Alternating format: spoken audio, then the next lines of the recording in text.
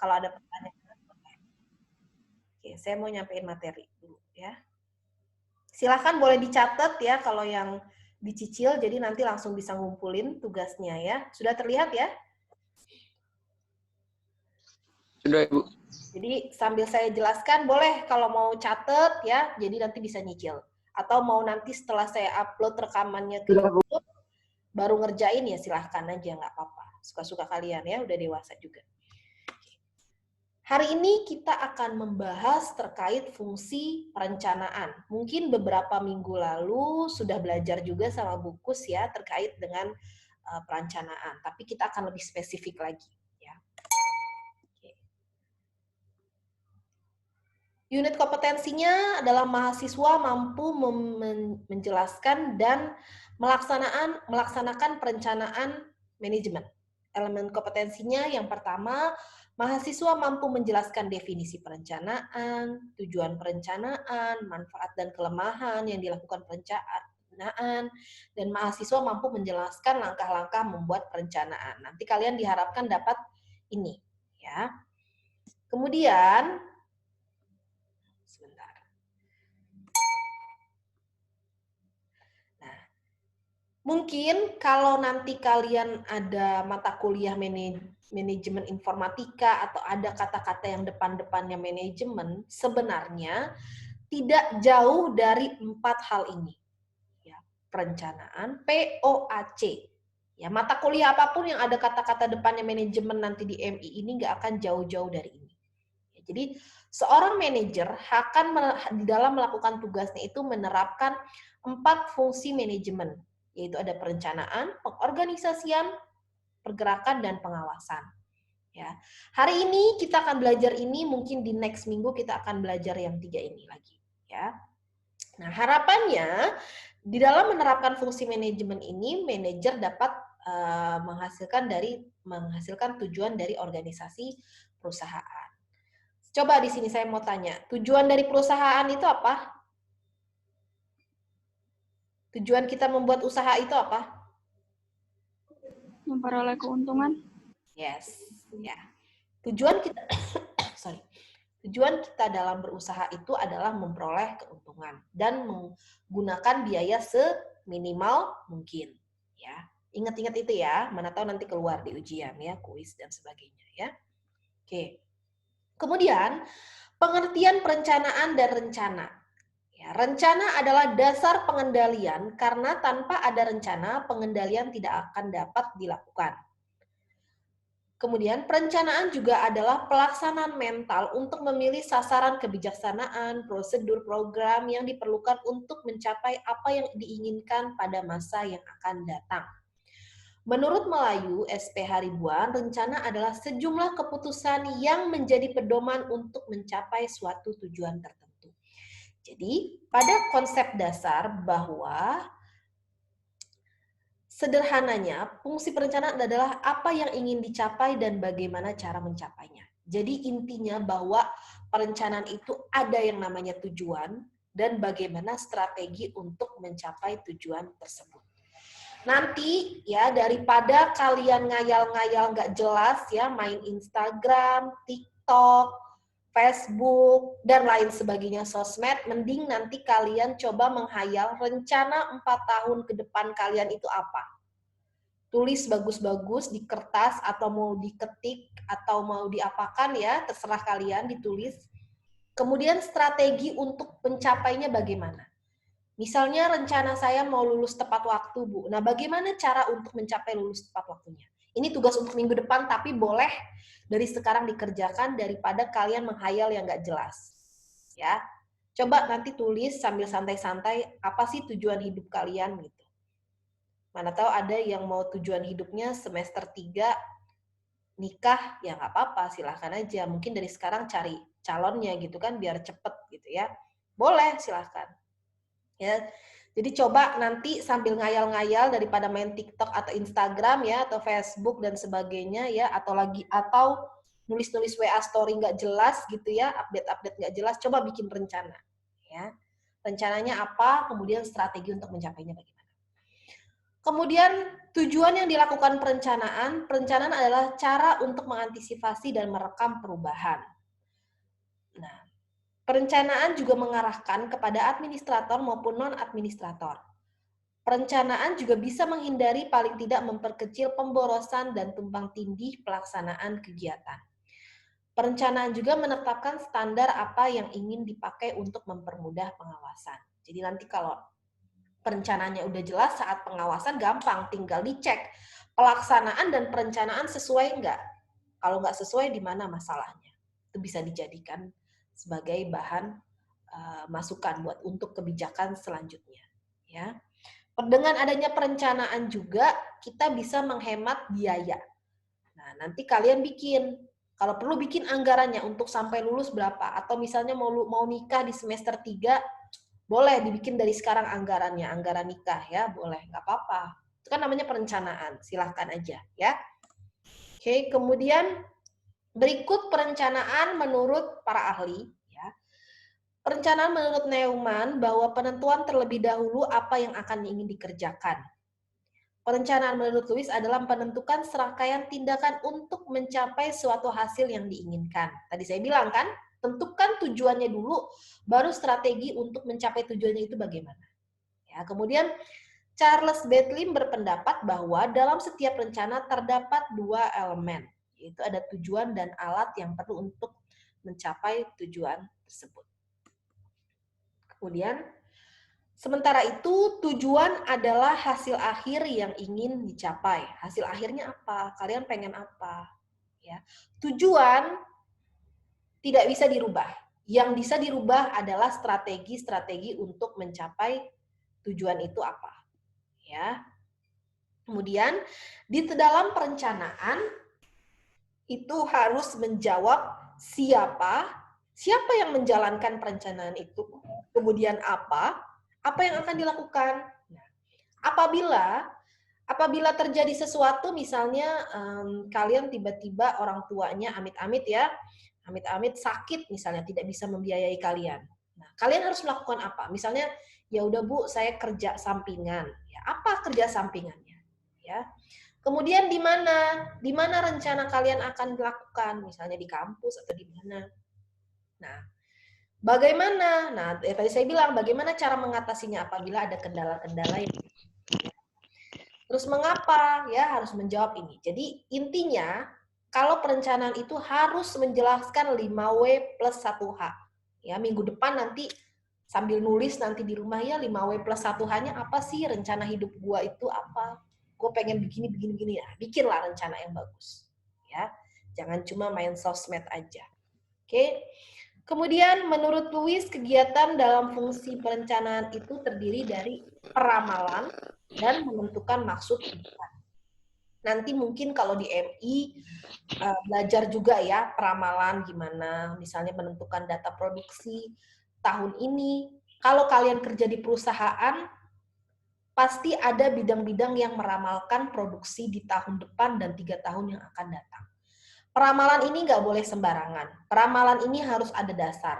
Dasarnya biasanya data-data sebelumnya. Ya, nanti belajarlah kalian pasti di mata kuliah yang lain terkait dengan peramalan. Terus harus ada tujuan yang diharapkan. Jadi jangan cuma-cuma buat peramalan aja, tapi nggak ada tujuannya apa. Biasanya tujuan perusahaan itu tadi keuntungan. Ya, jadi dia ngeramalin produksinya itu buat produksi jangan sampai rugi, harus untung. Ya. Kemudian yang ketiga adalah mengacarakan atau programming, menetapkan urutan-urutan kegiatan yang diperlukan untuk mencapai tujuan. Kemudian menyusun tata waktu. Nah, nanti kalian bikin waktunya kapan. Ya. Kemudian menyusun anggaran belanja.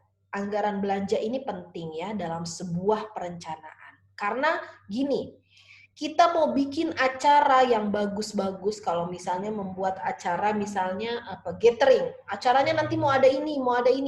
Kalau duit yang nggak ada, apakah berjalan itu acara? Enggak. Ya, jadi harus ada ini terkait ini ya, anggaran belanja, tata waktu, acaranya. Jadi acara pertama itu lihat dulu deh budgetnya ada nggak. Kalau nggak ada ya nggak usah. Gitu. Dan biasanya anggaran belanja ini yang harus efektif dan efisien.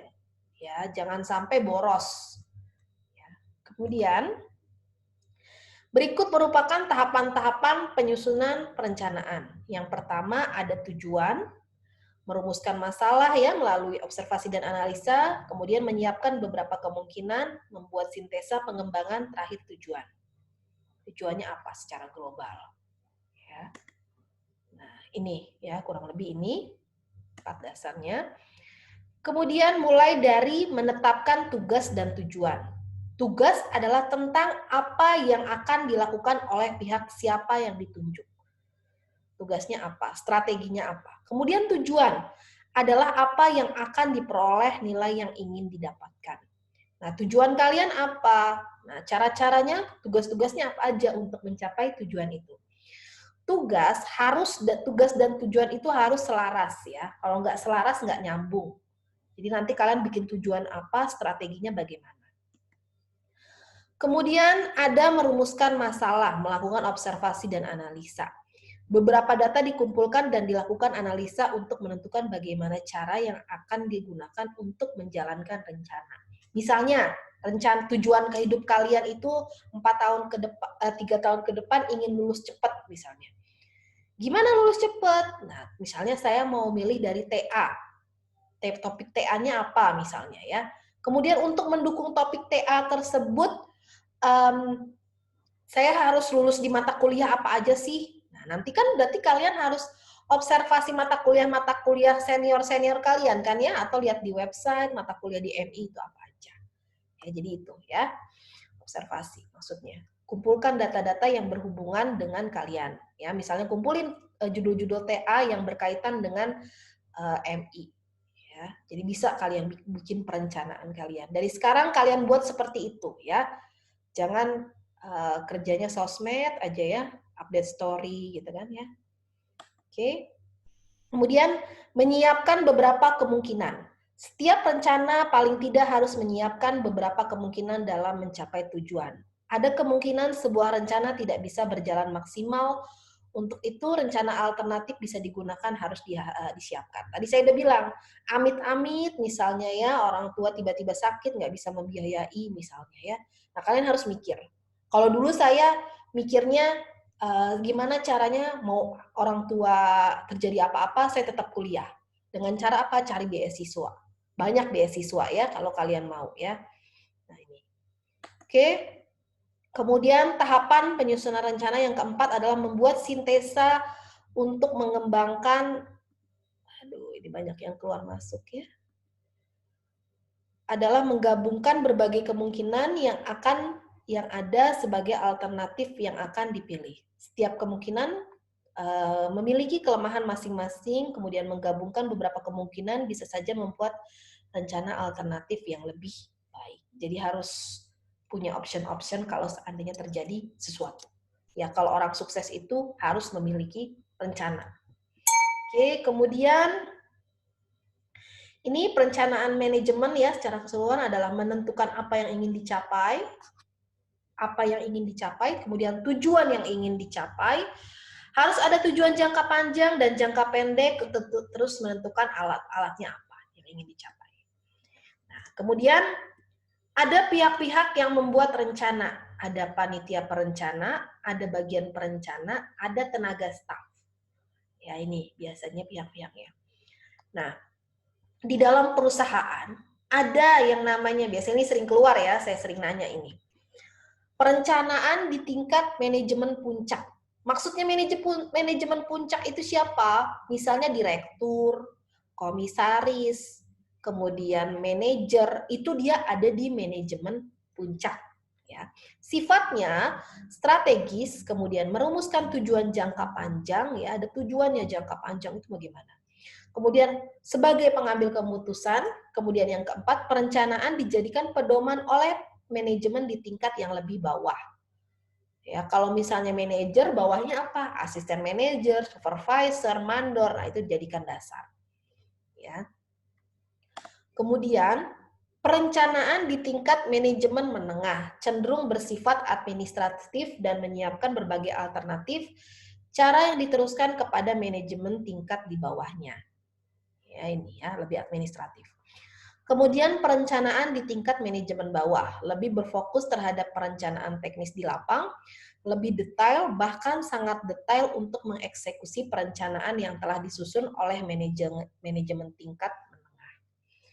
Oke, kalau diibaratkan di kampus Polinela, manajemen puncaknya itu direktur, pudir, ya, kemudian bagian-bagian lainnya, UPT-UPT, itu termasuk manajemen puncak. Karena dia yang telah menerapkan tujuan jangka panjang, ya, berapa tahun ke depan.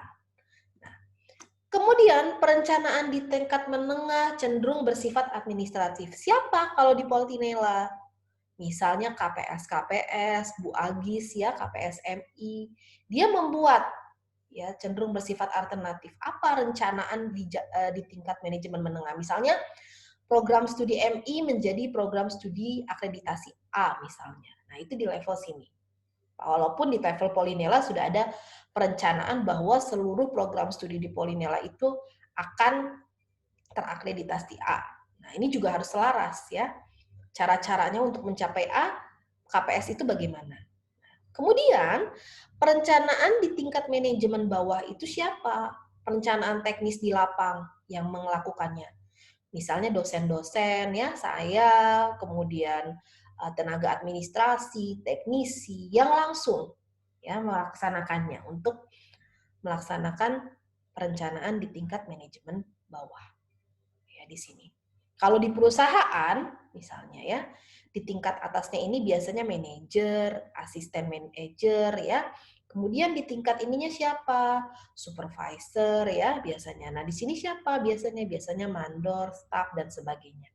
Yang langsung melakukan eksekusi perencanaan itu supaya bisa dilakukan. Oke? Silakan kalau ada yang mau ditanyakan.